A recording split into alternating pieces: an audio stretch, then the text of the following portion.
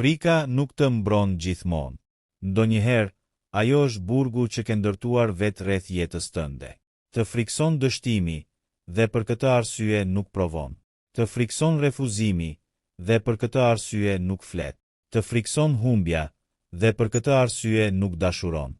Të frikson e ardhmja, dhe për këtë arsye haron të jetosh të tashmen. Por mendo për një çast. Sa gjëra ke humbur jo sepse nuk ishe i aftë, por sepse pate frikë ti provoje. Stoikët e lashtë e kuptonin një të vërtetë që shumica e njerëzve e mësojnë shumë vonë. Nuk mund ta kontrollosh gjithçka që të ndodh, por mund të kontrollosh mënyrën se si përballesh me të. Seneca shkruante se ne vuajmë më shumë në imagjinat se sa në realitet. Dhe ndoshta kjo është ajo që po të ndodh edhe ty. Po lufton me një miskenar që ende nuk ka ndodhur. Po imagjinon dështime që nuk kanë ardhur.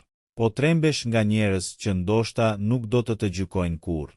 Po shtyn ëndrat për një ditë tjetër që askush nuk ta ka premtuar. Por jeta nuk pret. Çdo ditë që kalon duke u fshehur pas frikës është një ditë që nuk mund ta kthesh më. Prandaj sot, bëj diçka ndryshe. Mos prit që frika të zhduket. Vrite frikën duke ecur përpara pavarësisht saj.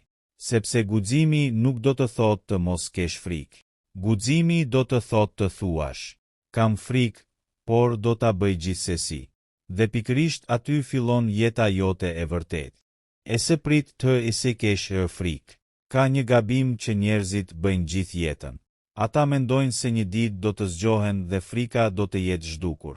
Do të kenë më shumë para, më shumë eksperiencë, më shumë siguri, më shumë vetbesim, dhe atëherë do të fillojnë të jetojnë. Por ajo ditë nuk vjen, sepse frika nuk është një problem që duhet zgjidhur një herë e përgjithmonë. Është një emocion njerëzor. Do të jetë aty kur të fillosh diçka të re. Do të jetë aty kur të ndryshosh drejtim. Do të jetë aty kur të duash dikë. Do të jetë aty kur të humbasësh diçka. Dhe nëse pret që ajo të largohet përpara se të jetosh, mund të kalosh gjithë jetën duke pritur. Prandaj pyetja nuk është si ta largoj frikën. Pyetja është si të vazhdoj përpara edhe kur kam frikë. Ky është momenti kur njeriu fillon të bëhet i fortë. Një ditë, një plak po ecte nëpër një fshat të vogël. Ishte mbi 70 vjeç. Ecja e tij ishte ngadalt, por fytyra kishte një qetësi që binte në sy. Një djalë i ri e pa dhe vendosi t'i kërkonte këshill. Kam frikë nga e ardhmja, i tha. Plaku buzëqeshi. Çfarë të tremb? Dështimi. Plaku heshti për disa sekonda. Pastaj pyeti. Sa herë ke dështuar deri tani? Disa herë. Dhe je ende këtu? Po. Atëherë pse ke frikë nga diçka që tashmë e ke mbijetuar? Djali nuk foli. Plaku vazhdoi. Ti nuk ke frikë nga dështimi. Ke frikë nga ideja që mund të mos jesh në gjendje ta përballosh. Këto fjalë e goditën, sepse ishte e vërtetë. Shumë njerëz nuk kanë frikë nga ngjarja. Kanë frikë nga ndjenja që mendojnë se do të përjetojnë. Frikë nga turpi, frikë nga dhimbja, frikë nga humbja, frikë nga pasiguria. Por shpesh, njeriu është shumë më i fortë se sa imagjinon. Mendo sa herë në jetën tënde ke thënë, nuk do ta përballoja dot, dhe pastaj e përballove. Një ndarje që mendove se do të shkatëronte. Një humbje që mendove se nuk do ta kapërceje. Një problem financiar që të dukej si fundi. Një periudhë ku nuk dije çfarë do të bëje me jetën. Dhe megjithatë, u zgjove të nesërmen. U ngrite. Vazhdove. Ndoshta me dhimbje. Ndoshta me lot.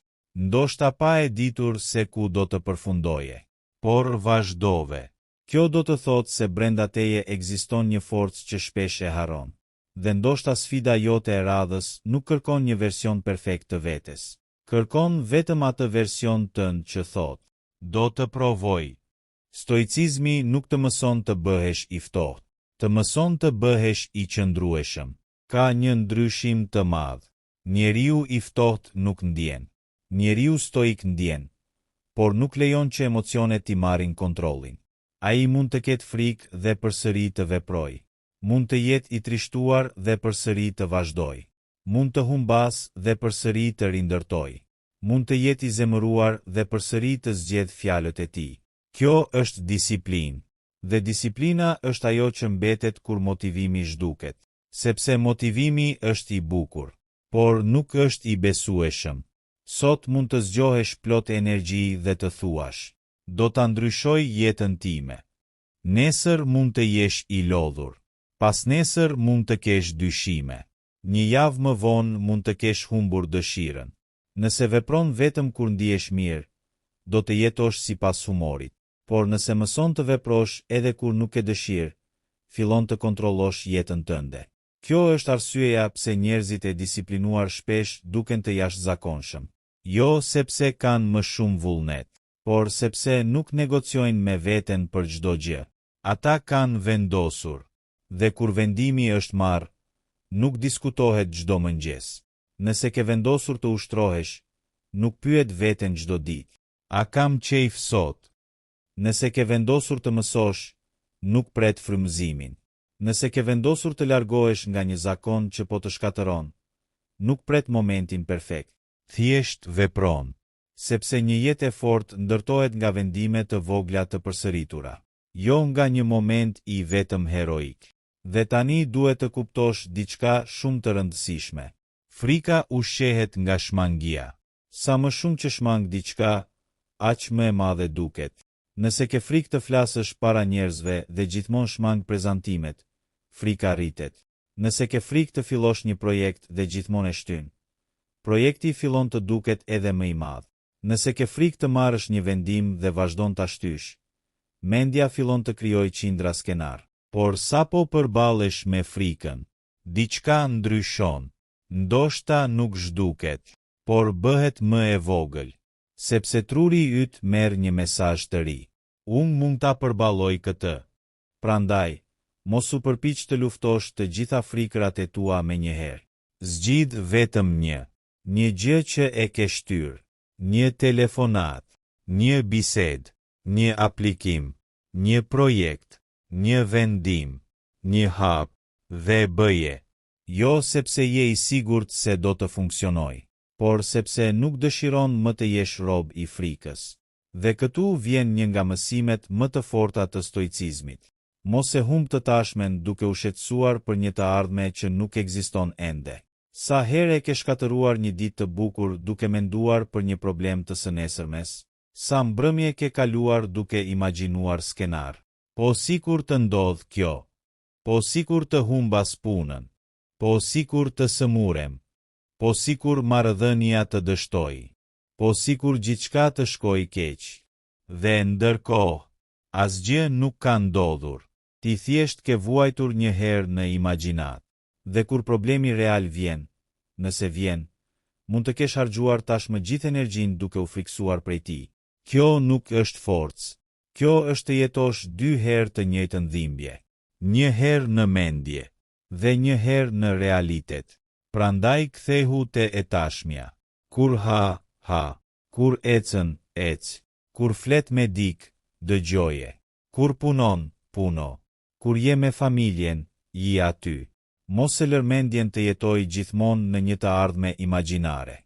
Sepse jeta nuk po ndodh nesër, po ndodh tani. Dhe kjo ditë nuk do të kthehet më. Një tjetër burim i madh frike është nevoja për kontroll. Njeriu dëshiron të kontrollojë gjithçka. Dëshiron të kontrollojë se çfarë mendojnë të tjerët.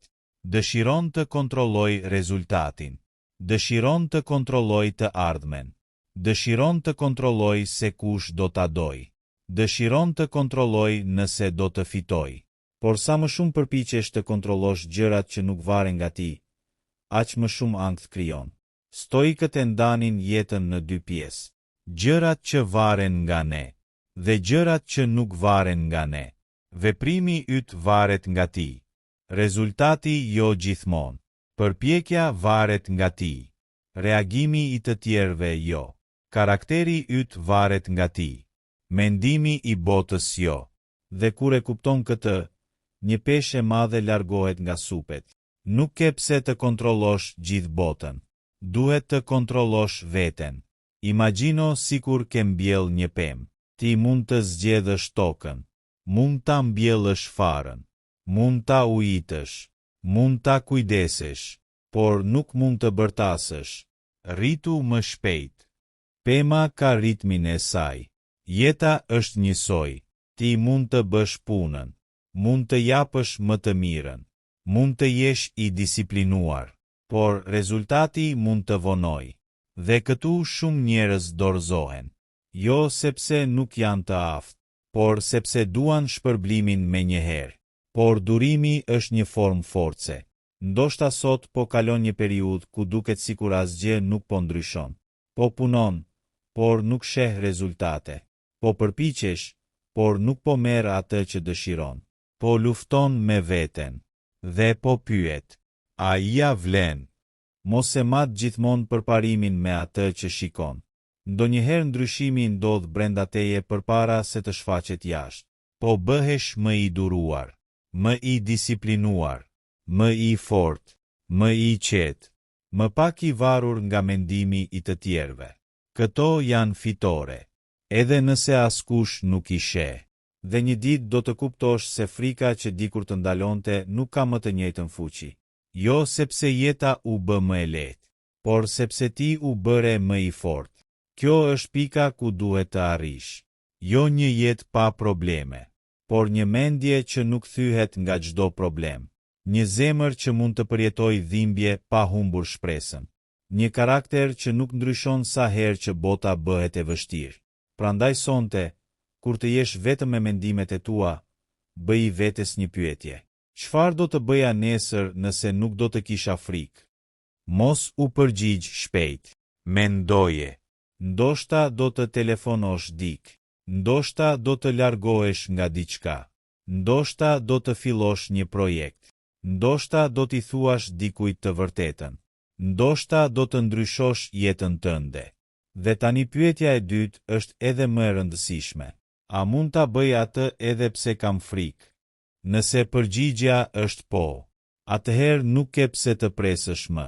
Hapi i parë nuk duhet të jetë perfekt. Duhet vetëm të jetë real, sepse jeta nuk ndryshon kur mendon më shumë. Jeta ndryshon kur vepron. Dhe frika nuk mposhtet duke ikur prej saj. Mposhtet duke e parë në sy dhe duke i thënë: ti mund të vish me mua, por nuk do të vendosësh se ku do të shkoj. Vrije frikën dëhër, jeto jetën. Ndoshta sot nuk mund ta ndryshosh gjithë jetën tënde. Ndoshta nuk mund t'i zgjidhësh të gjitha problemet. Ndoshta ende nuk e di se çfarë do të ndodh nesër. Dhe kjo është në rregull, sepse nuk ke nevojë të shohësh gjithë rrugën. Mjafton të shohësh hapin e radhës. Mos prit të jesh pa frikë. Mos prit të jesh perfekt. Mos prit që të gjithë të kuptojnë. Mos prit momentin ideal, sepse momenti ideal është një iluzion. Jeta po ndodh tani. Ky mëngjes, kjo mbrëmje, kjo bisedë, ky vendim, kjo mundësi, kjo ditë që nuk do të kthehet më. Dhe një ditë, shumë vite nga tani, do të ulesh dhe do të kujtosh jetën që ke jetuar. Atëherë nuk do të interesoj nëse të gjithë të kanë duar trokitur. Nuk do të interesoj nëse dikush mendoi se ishe i çuditshëm. Nuk do të interesoj nëse një plan nuk funksionoi. Do të pyesësh vetëm: a pata guximin ta jetoja jetën time? Prandaj mos ja dorëzo jetën frikës. Mos lejo që një po sikur të vjedh një çfarë nëse. Çfarë nëse dështon? Ndoshta do të mësosh. Çfarë nëse rrëzohesh? Ndoshta do të ngrihesh më i fortë. Çfarë nëse të refuzojnë? Ndoshta do të gjesh një derë tjetër. Çfarë nëse njerëzit flasin? Le të flasin. Ata kanë jetën e tyre. Ti ke të nden. Dhe në fund, nuk është detyra jote të jetosh një jetë që të tjerët e konsiderojnë të sigurt. Detyra jote është të jetosh një jetë për të cilën ndërgjegja jote mund të jetë krenare. Kështu që ngrihu. Merr frym. Shiko përpara. Bëj atë telefonat. Fillo atë projekt. Mëso atë aftësi. Largohu nga ajo që të shkatëron. Afrohu te ajo që të ndërton. Dhe nëse frika vjen pas teje, lëre të vijë. Ec përpara gjithsesi, sepse guximi nuk është mungesa e frikës. Guximi është të ecësh edhe kur ajo është aty. Dhe ndoshta sot është dita kur gjithçka ndryshon. Jo sepse bota ndryshoi, por sepse ti vendose të mos jesh më rob i saj. Vrite frikën. Mos e vrit me forcë. Vrite me veprim, me disiplinë, me durim, me besim, me një hap të vogël çdo ditë, dhe mbi të gjitha, jeto, sepse një ditë do të mbaroj koha.